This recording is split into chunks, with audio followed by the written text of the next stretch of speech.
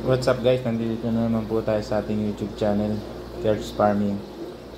For today's video guys, ay sisimulan ko na kung paano ang pag-repair ko dito sa ating aquarium na mga luma na. Kung paano ko inuumpisahan or paano yung ginagawa ko. Papakita ko sa inyo guys. Bali, ang una kong ginagawa guys ay siyempre, ito kasing patungan guys. Pinalitan ko muna, nilipat ko yung pinaggagawa natin doon. So wala namang problema dyan. Bali, ito nga pala guys, ang una kong ginagawa, kumukuha ako ng cutter. Yung luma kong cutter blade, yan. Sorry, medyo makalawang na. At mag-iingat din kayo kung maggagaya kayo sa akin. Basta make safe para hindi kayo masugatan. Kasi kahit ito yung luma, matalas pa rin to guys. Hindi ko lang kasi ito nagamit. Or isang beses ko lang nagamit, kinalawang na. Nabasa kasi siya.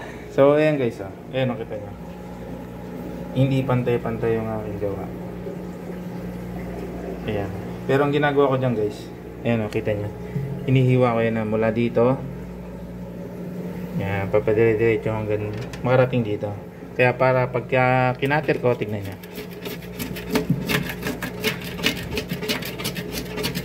Yan. Sorry sa video guys Tinatyaga ko yung ganyan guys. Tyagaan talaga. So nakita nyo lumabas yung kadiretsuhan nya. Hindi ko pala natatapos. Yan.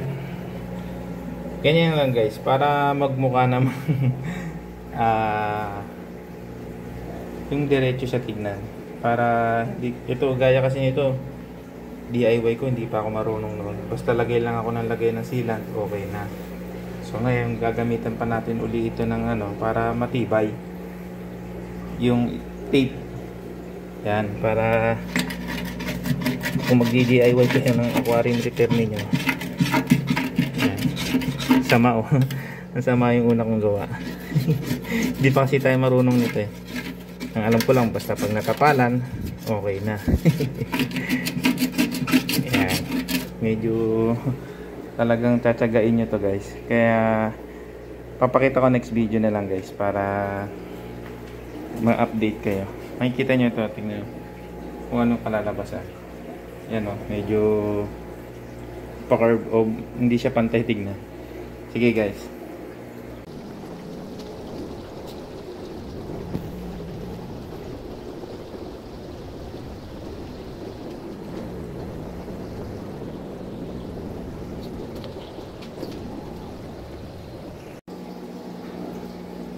So ayan na guys, bali na natin.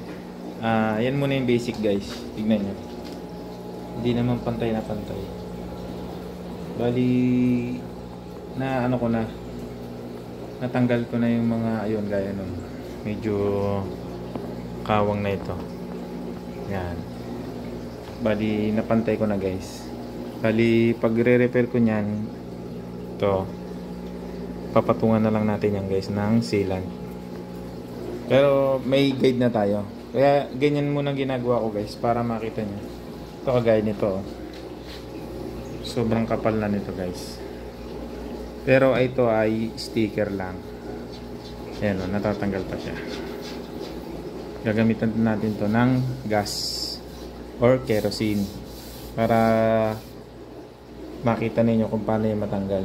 So sa next video na lang guys, kasi for today's muna ngayon, yung ating unang basic lang na ginagawa sa mga aquarium, sa preparation para ito kagaya nito. Yan. Bali ngayon pwede ko na ito lagyan ng lining. So didikitan ko na to ng yung strip na nakikita ninyo, yung panggilid. So parang ganito guys. Yan, didikitan ko na muna siya para makita natin yung ating susundang kokoberan para medyo presentable naman tignan yung ating DIY restoration tank, old tank. Yan guys. Kaya update ko kayo guys, pero next video na lang siguro yun para makita niyo. Kasi marami pa tayong i-repair. Yung kagaya nung sa 2, 3, 4, 5. Bali 5 pala to. Sige guys, thank you and God bless.